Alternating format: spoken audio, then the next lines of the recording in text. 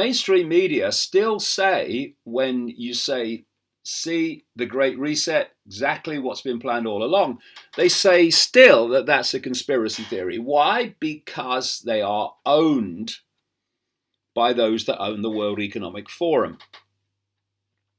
So here's Klaus Schwab this week talking about the Great Reset leading to a fusion of our physical, digital, and biological identity, which is, as I've been saying in the books all the years, humanity being fused with AI, and AI will then become the human mind. They're telling us.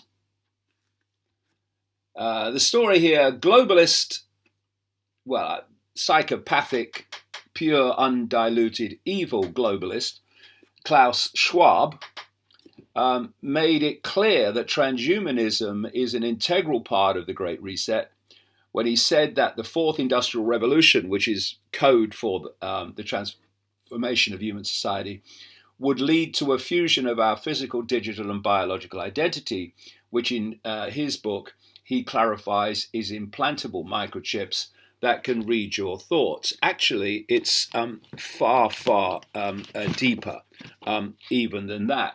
I've got his book here, which unfortunately I've read, called COVID-19, The Great Reset.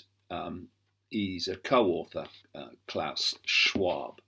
And it's making the case for using the, quote, COVID-19 crisis to transform human society, which of course is exactly why they've manufactured the crisis. And the story goes on, the agenda is primarily based around dismantling the current capitalist system in favor of greater centralized technocrat rule, which will lead to lower living standards, less fuel consumption, fewer civil liberties, no civil liberties, and the accelerated automation of jobs. However, other key aspects to the Great Reset, or the Fourth Industrial Revolution, as Schwab calls it, well, he calls it that because, that's been in my books since way back. This whole, if you read my latest book, The Answer, I go into this background. Where did the Green Movement come from? Well, it came out of these multi-billionaires and in those days, multi-millionaires, who through the Rothschilds and the Rockefellers actually created what we know today as the Green Movement. And they were talking even then, we're talking in the 1990s, about the Fourth Industrial Revolution.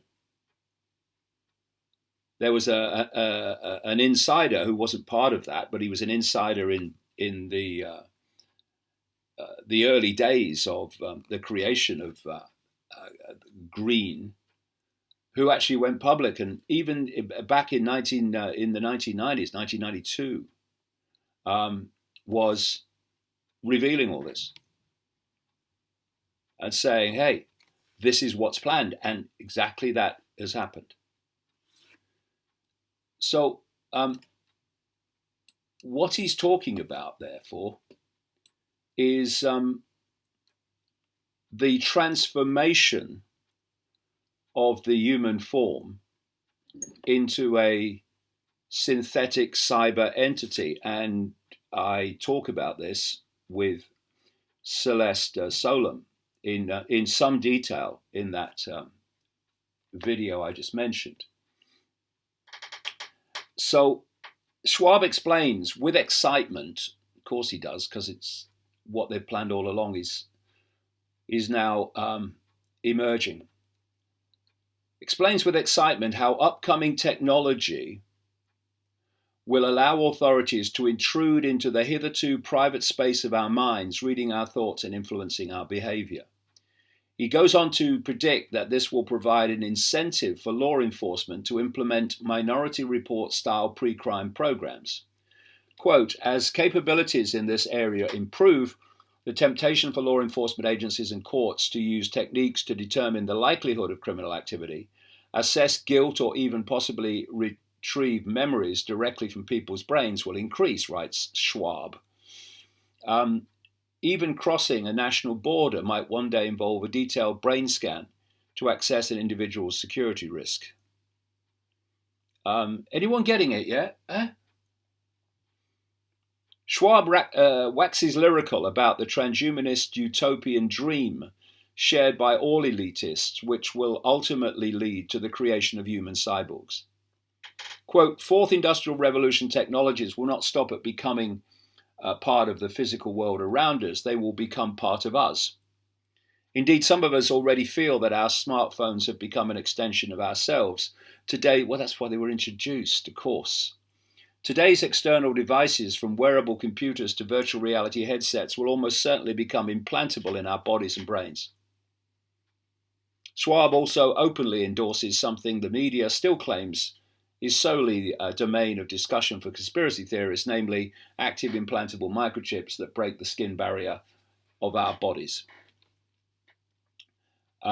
The fusion of our physical, digital, and biological identity relates to the transhumanist singularity and a future where people have their every movement tracked and every thought read by an implantable microchip.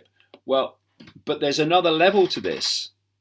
It's not just that every movement is tracked and every thought is read, it's that the thoughts themselves come from AI via this connection. So it's not just the COVID-19 scam that we're dealing with here.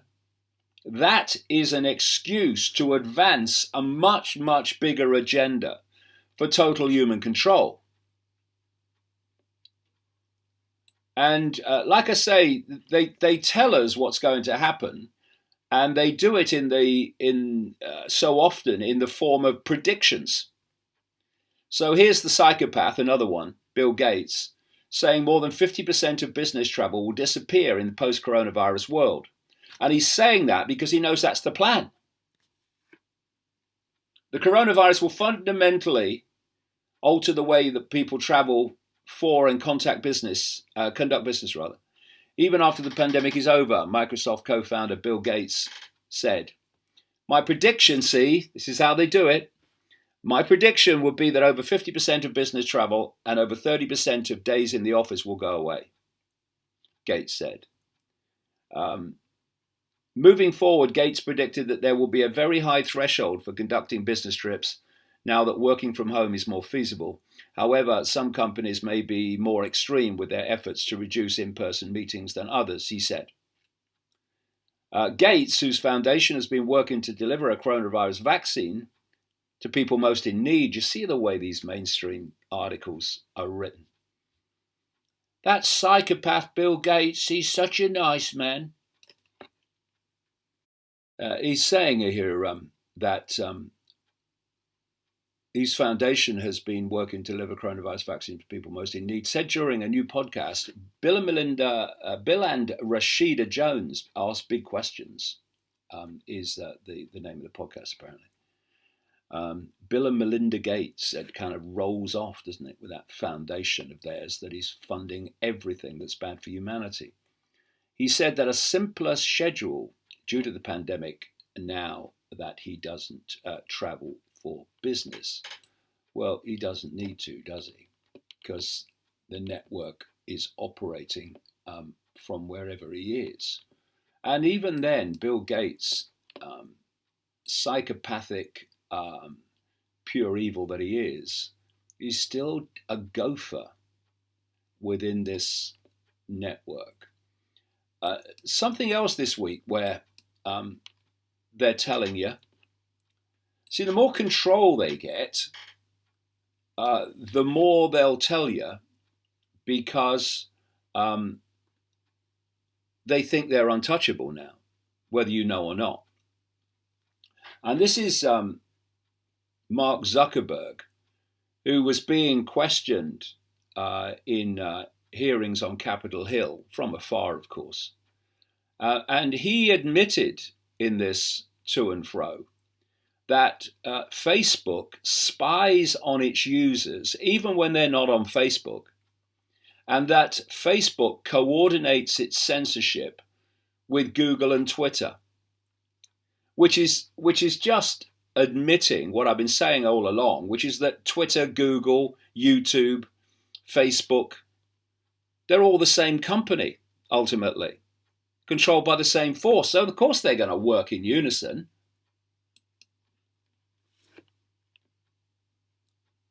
And the scale of censorship now is going into it's almost laughable if it wasn't so tragic. And as I've been pointing out about Joe Biden, if he does, it seems likely at the moment, but we'll see, if he does win the presidency, then all these wokers with their mentality molded by the 1% through the ludicrously named education system, all these wokers, they actually believe that by removing Trump, they've rid America of fascism. They actually say that. When actually what they've done, if Biden gets the presidency, is they've installed fascism. We're going to see scales of censorship and fascistic imposition in the Biden presidency. Well, it won't be the Biden presidency, of course, he's just an empty shell, but officially. We're going to see levels of fascism that never been seen in America.